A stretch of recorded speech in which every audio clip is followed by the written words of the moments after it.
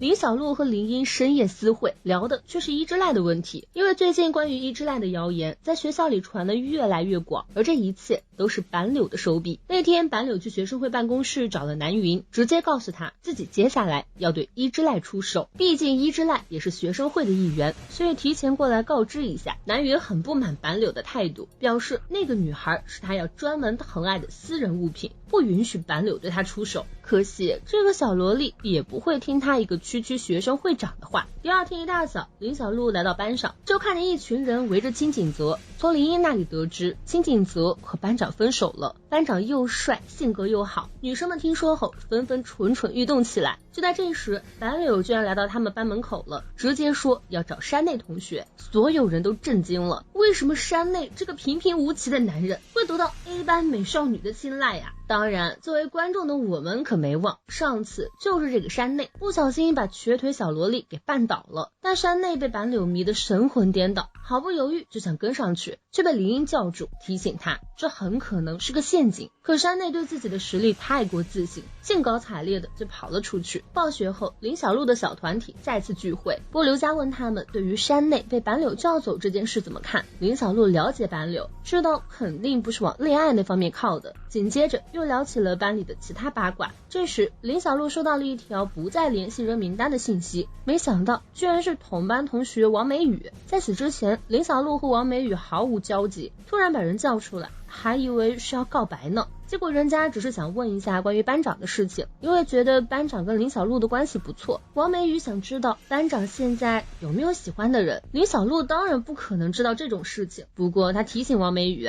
班长刚被清景泽给甩了，肯定会自责没能带给清景泽幸福，所以在决定和谁交往的时候也会很慎重。他并不建议王美雨现在就向班长告白。王美雨觉得林小璐说的很有道理，也觉得林小璐好像没有想象中的那么难相处。没想到聊着聊着，日和也过来了。日和和林小璐是书友，又在上次的合宿中和王美雨一组，三个人就随便唠了起来。到了晚上，林一又把林小璐叫出来，聊的则是伊之濑周围出现的那些奇怪的谣言。林一还把谣言整理了一下递给林小璐，都是一些比较夸张的话，一看就知道不是真的。可这种一言假的东西居然在一年级迅速扩散开来，说明肯定是有人故意散播的。B 班认为谣言的源头是 A 班，但伊之濑到目前为止还没有否认。林小璐就觉得他们 C 班也没有必要多管闲事儿。林英同样陷入了纠结，回到自己的房间后又开始思索，如果是哥哥的话会怎么做呢？最终他还是把林小璐和伊之濑给叫了过来，问伊之濑关于谣言有什么头绪。伊之濑毫不犹豫说出了板柳的名字，毕竟之前板柳可是当面向他宣战过的，而他就打算继续保持沉默来作为抗衡，这样一来大家都不用遭受伤害。好家伙，这是什么纯种圣母啊，都给林英听呆了。不过他还是关心了一句，问伊之濑真的没问题吗？伊之濑笑眯眯的给出了肯定的答案，感谢了他的好意后就起身离去。林小璐立刻看向林英，你看吧，我就说什么都不用管，如果真是板柳干的，那他们 C 班一旦插手肯定也会被一起针对，而 B 班一蹶不振之后，板柳的下一个目标就是他们了。更何况坐山观虎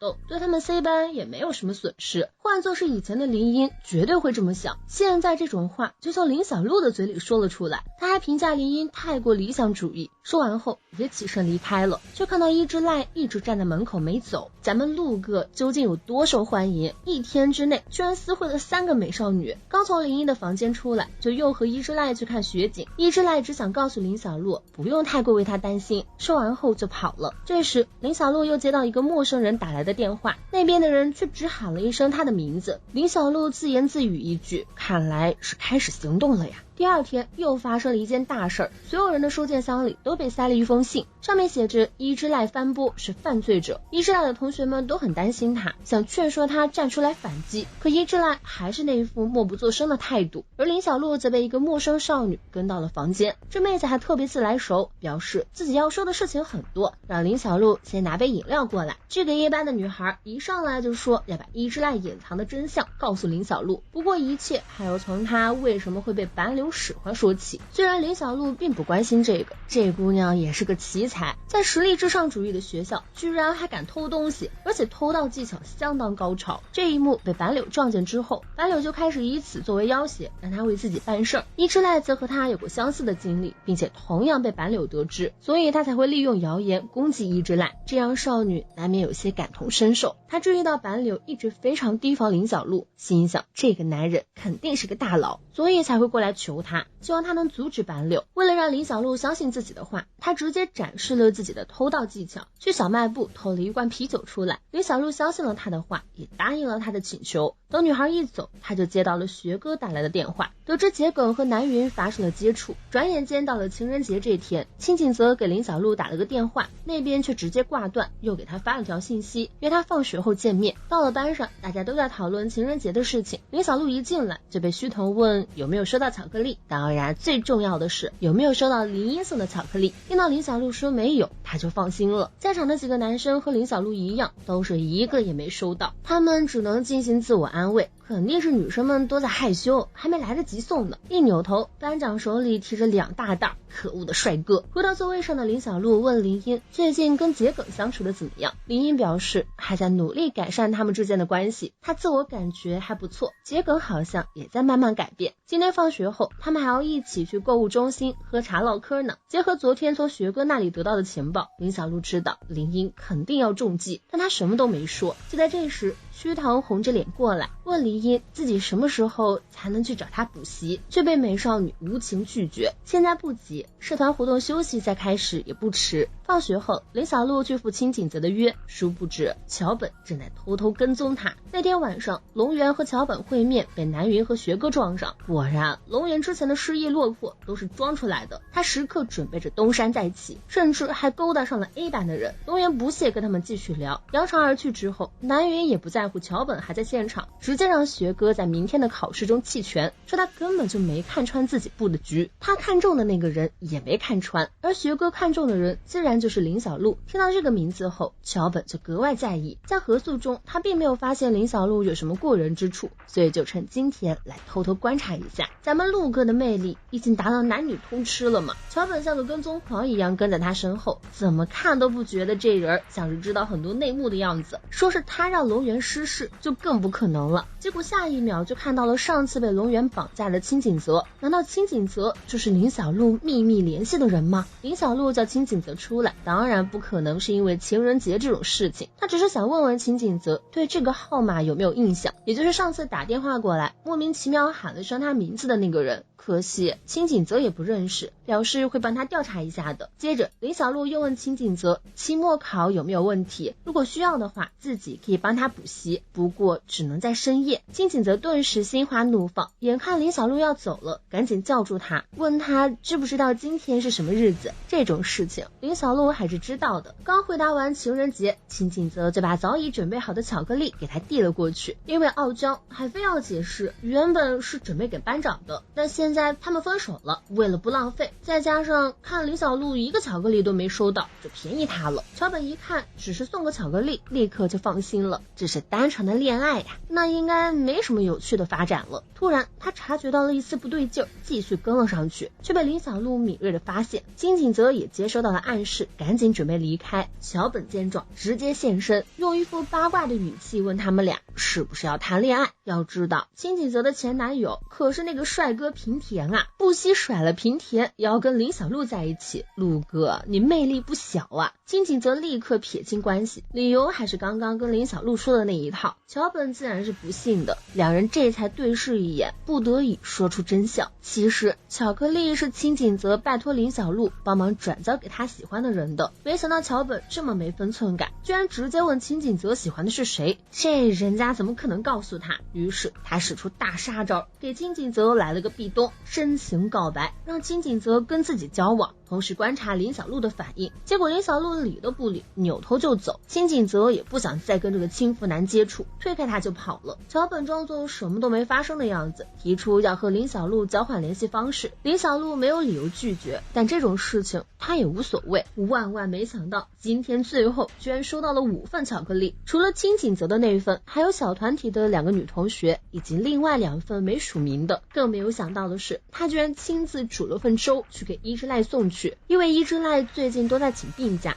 肯定没有好好吃饭。果然一开门，伊之濑就虚弱的差点摔倒，连忙邀请林小璐进房间，关心了几句之后，伊之濑主动透露自己已经很久没有和其他人见面了，他拒绝了想来看望的同学和朋友，大家也以为他想一个人静一静，结果林小璐居然不打声招呼就来了，这让他感到很暖心，告诉林小璐自己是不会因为谣言就不去上学的。林小璐称赞他很坚强，担心林小璐会被自己传染上。聊了一会儿后，伊之濑就让他走了。第2天注定又是不平静的一天，C班所有人的手机里都收到了其他人的秘密，比如什么林小璐喜欢清景泽，某位男生只对丰满的女生有兴趣，某位女生在国中时做过援交，某位女生讨厌另一个女生。这些短信在班里掀起了轩然大波，还有山内这种看热闹不嫌事儿大的，居然跑去问人家事主是不是真的，连林小璐都没躲过。最后搞得班上所有人都对山内不满，甚至还有人质疑他，那些该不会都是他写的吧？尤其是被说做过援交的那个女生，当然也有人觉得里面写的也有真的。不知不觉大家开始互相猜忌起来，好不容易有向心力的 C 班，转眼之间又变成了一团散沙。